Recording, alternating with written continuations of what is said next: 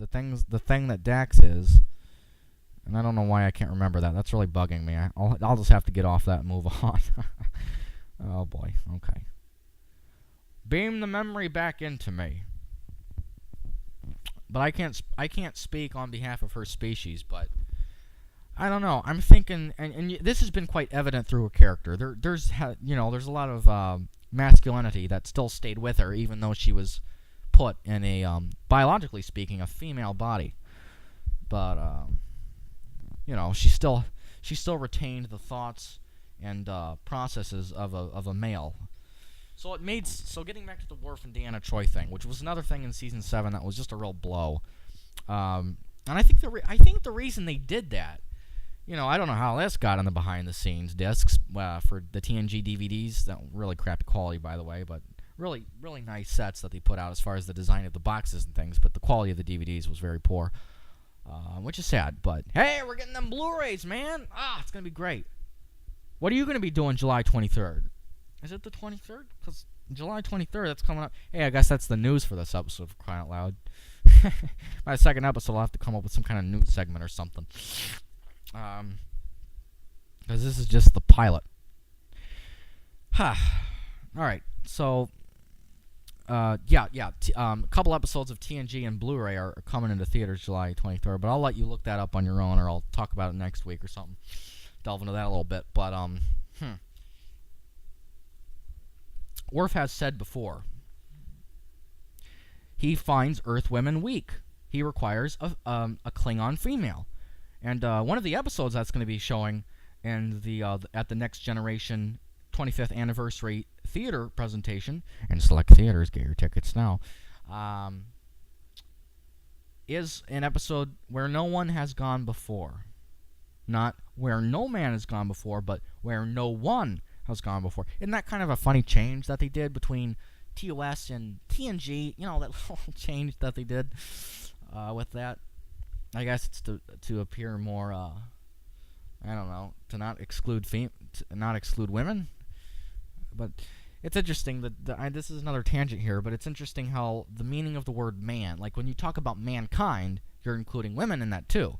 But when you include the human race, it's somehow more politically correct. Or if you say where no one has gone before, that seems like it excludes women less than when it says where no man has gone before. But I know this is a little bit of a tangent here, and I'll get back to where I was going with things ever so slowly. But it's interesting. TOS was kind of a guy's show, you know what I mean? And slap me for saying this, or just kind of, or ignore me for saying this, I guess. But TOS had traces of things that would be a little sexually racy today. I don't take it that way, though. I just take it as tongue-in-cheek, and it was just kind of the sensualistic vibe as far as manhood and all that kind of crap that TOS put into it, which it got, with Kirk's libido and everything, it got tedious a little bit. But I think mostly what they were trying to do with the exploitation of sexuality in the original series, it was mostly intriguing, but it'd be considered a little racy nowadays. It was a little racy even back then with the miniskirts and such. But in TNG, Gene Roddenberry tried to make it less kind of manly, if you will. He wanted more females on the ship and less of a concentration on the manhood sex kind of thing. Because TOS was very sexual, whereas TNG wasn't very sexual. I don't know how I got there.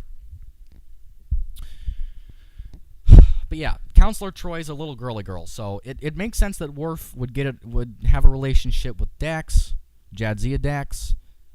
Makes perfect sense. But it doesn't make any sense in the world that Worf would date Counselor Troi.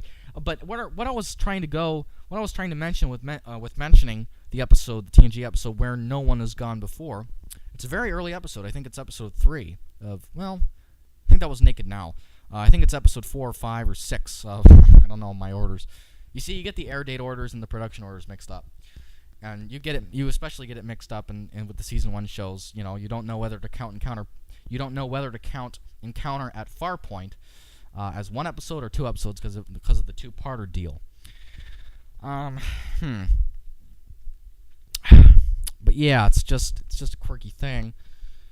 But in where no man has where no one has gone before. Boy, I'm really sharp here. Rate me 5 stars on the iTunes.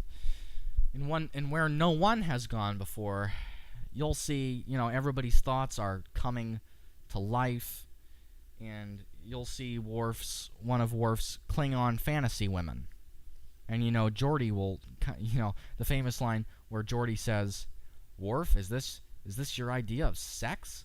Because, the Klingon woman's a bit of, it's kind of, there's a lot of violence involved in Klingon mating.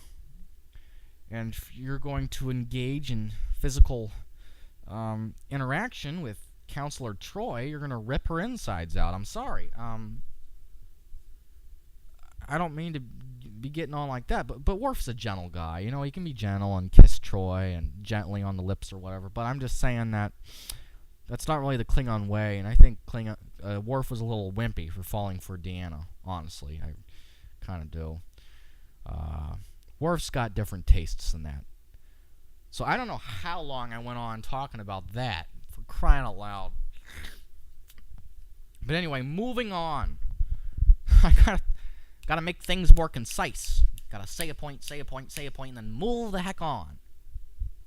So Season 7, in short, it bugged me. We all know its problems. If you like Season 7, you're a lucky guy, but I'm telling you now, it sucks, no matter if you think it's good or not. And if you think it's good, I won't judge you or anything, but, if you like Sub Rosa, you're an idiot, but, Suffice to say, Season 7 sucked. It ruined TNG for me.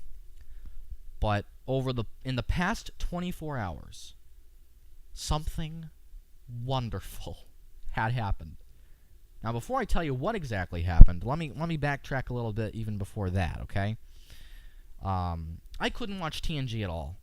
The things they did with the characters in Season 7 of The Next Generation ruined it. I couldn't go on. I couldn't watch TNG anymore. I just couldn't do it. So I'll tell you what I did. I was going through the franchise. I told you that. And what better time to do a Star Trek podcast?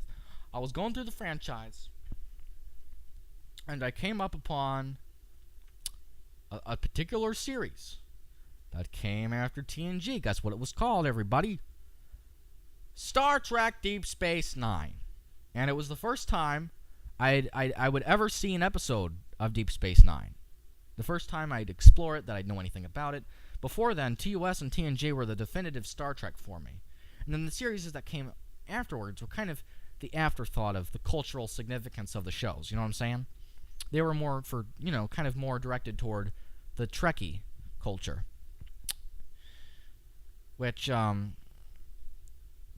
shouldn't be that way, but it just feels that way sometimes. And I don't know if it is or not, but it just feels like after TNG, the shows were more Trekkie, were kind of more for the Trekkers rather than, not as far as what they were producing the shows for, but as far as the following that they got. Like, I'm not sure. Tell me what you think about that. I'll give an email address at the end. We can talk about this, right? And make your emails as long as you want. Make them 19 paragraphs. Please do. Yeah, I'll give you an email address at the end of the show. I don't even have an email address, but I'll just have to make one up, right? I guess I'll have to make up a website, too. Who knows what I'm going to have to do at the end of this show. But what was I talking about? Dang it. Yeah, so I started watching Deep Space Nine for the first time. And I guess I could give you my thoughts on that, but I'll save that for another time. Because I don't think you'll be able to listen to too much more of this, right? Until next week, or next month, or next year, whenever I'll do a next show. But it was really something else, DS9. And I fell in love with it after a few kind of more boring episodes, just kind of getting things moving, and the show when the show first started producing its episodes. And then after a while, they finally had good footing, and they started producing some amazing shows. And Season 2 was fabulous. Season 1 was fabulous, for crying out loud. I just fell in love with it. And it was more than what I was expecting, because I was expecting, well, DS9,